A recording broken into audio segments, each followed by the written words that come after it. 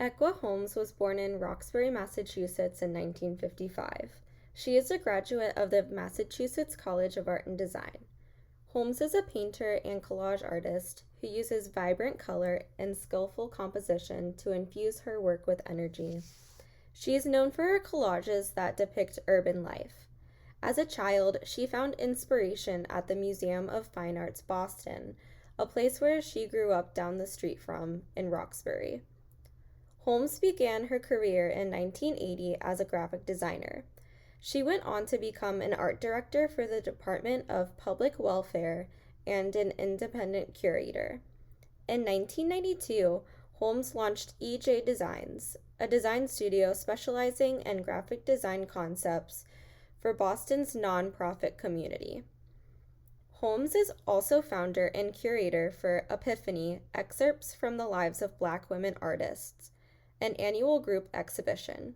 Most recently, Holmes's works have been added to the collections of the Boston Medical Center, the Boston Arts Academy, and the Boston Children's Hospital. Holmes lived through Boston at its worst, with racial tensions at their peak and segregation an active, unofficial practice for much of the city. After starting her career in illustration, she tried to switch to photography, but living in a city where Black visual culture couldn't get a footing frustrated her. In 1983, she opened a gallery on Columbus Avenue in the big back room of painter Leon Brathwaite's framing shop. Over a long career, Brathwaite, who died in 2005, endured the kind of discrimination that moved Holmes to open her gallery in the first place. A maker of abstract watercolors, he was routinely turned down by the Newbury Street gallery scene because they weren't interested in works by Black artists, period, Holmes said. They were, however, interested in his perfectly crafted frames, and his business was born. In the 1990s, her gallery moved to a fourth-floor walk-up on the Newbury Street under the name Renaissance Art and Design. Over time, she showed a who's who of Black artists. Holmes was content to stand in the background, running the show, and making her small collage works on the side. At one point, Holmes had a show devoted to Black women artists set to open. Suddenly, one of the artists dropped out, leaving a blank wall to fill. At the last minute, Holmes framed a handful of her collage pieces in oversized frames. Every one of her collages ended up selling. From there, Holmes built a following and devoted client base. Eventually, she was approached by someone who worked for the Candlewick Press and asked her to consider children's literature.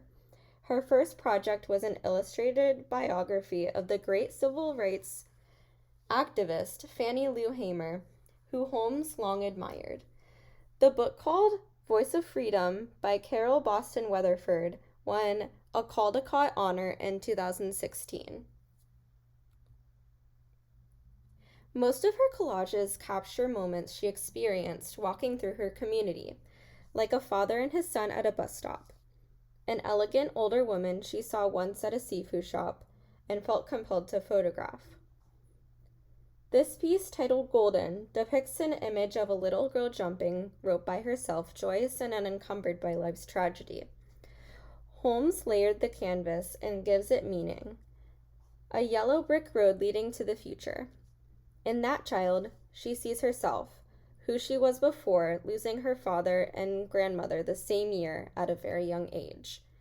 This collage is on display at the Museum of Fine Arts in Boston.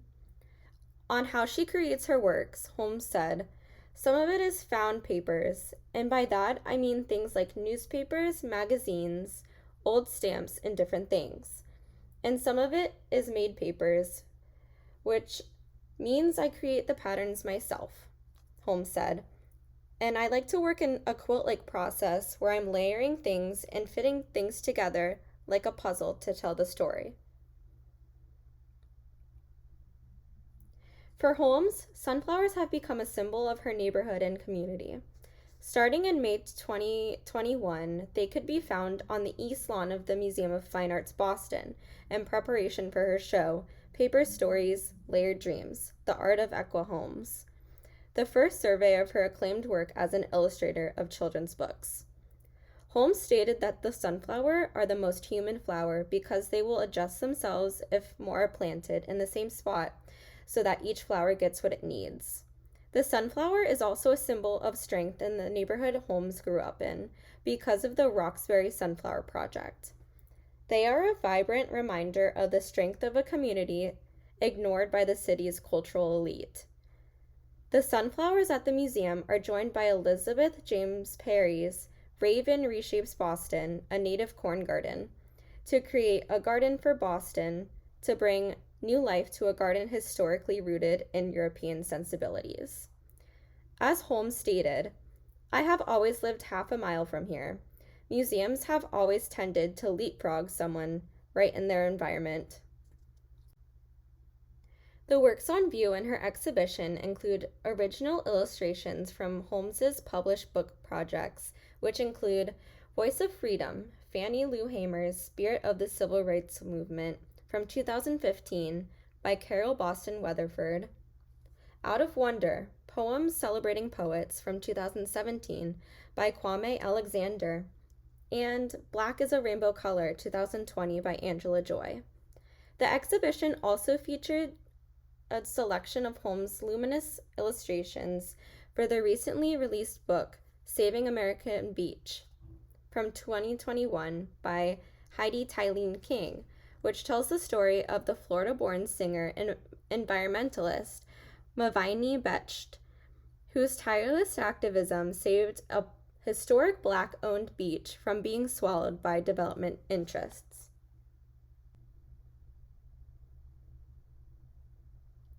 Paper Stories, Layered Dreams can be seen at the heart of the Museum of Fine Arts, Boston, until January 23, 2022.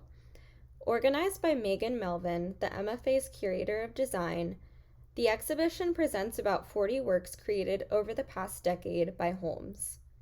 The first of two galleries features studio art produced between 2010 to 2014 and her first major illustration project, Voice of Freedom. The gallery also shows a 5-minute video interview with Holmes. Whenever she visits the museum, crowds peek over when they realize that the artist who created everything in the room is in their midst. Some walk over to offer a congratulations.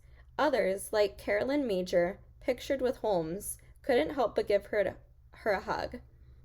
A teacher for over 2 decades, the work touched Major deeply.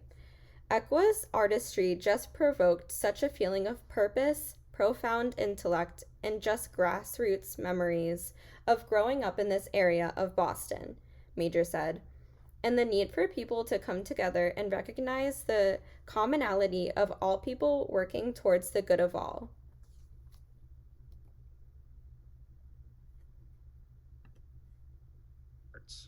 Children's books, that's where I saw my first art. That was my first gallery, going through those books and looking at the different styles of illustrators. We met with Holmes at her studio in Roxbury, where she works in a space filled floor to ceiling with paper, sculpture, and paintbrushes, stitching together collages from a lifetime of collected material. When I started out, I was using a lot of found material, ephemera, magazines, newspapers, and things like that.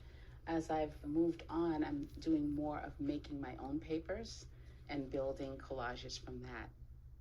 Holmes has built her life and career in Boston, finding inspiration in childhood from educators like Elma Lewis and local artists of color, including Gary Rickson and Dana Chandler.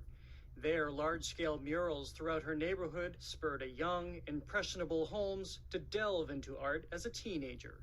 They have inspired generations of artists through their work. People who maybe, if they hadn't seen those murals, maybe they would have done something different. But when they saw that imagery so large and so colorful and so proud, they said, I want to do that. I want to speak to my community in this way.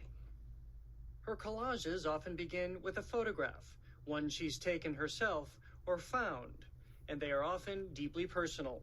2 of the works on view at the MFA depict members of her own family, an aunt and her grandfather, inspired by a box of old photographs he handed down to her. Those altarpieces were from photographs in that box. If you'd given me $1 million, it wouldn't have meant as much to me as that box of photographs. Her works are very rich and layered, and the more you look, the more you see. Each one tells a story of its own. MFA curator Megan Melvin says through Holmes' illustrations in award-winning children's books, the artist paints a vibrant portrait of Black history, with scenes of familial love, joy, and resilience. In Saving American Beach, published this year, she depicts the history and restoration of a beach designed in Jacksonville, Florida, for Black Americans during the Jim Crow era. So here it's depicted in its heyday. And what's wonderful for this exhibition is to see these illustrations and to see how large some of them are, because when you're looking at a book and you see the scale, but here you see it's almost twice the size, and that's a way that you can get all that wonderful detail. Even though these are ostensibly children's books, Holmes doesn't pull punches in pictures, as in this work depicting an enslaved family working in a field. We want to be truthful, but we don't want to traumatize. Truth is always the right way to go. Now, how you express that, how you talk to children about that, I think is the secret sauce. The art can shed light on painful histories. Some elements are ripped right from the headlines of the day, as in this illustration for the book, Black is a Rainbow Color. So you see this image of people walking, and you see also that there are children walking with them, but in the collage are embedded snippets of contemporary journalism. And so it takes you deeper and makes you realize that this is not just an interesting picture, there is real history behind it. In conclusion, I believe Holmes's artwork has such culturally rich context. Her shapes and bold colors create dynamic and visually interesting compositions that also have really deep meaning. The part I find most interesting about Holmes is how she continually aims to inspire through her work. Her work especially has an impact on the future of America through the children who experience her artwork through storytelling. I also think that she's a very strong role model for women artists and people of color.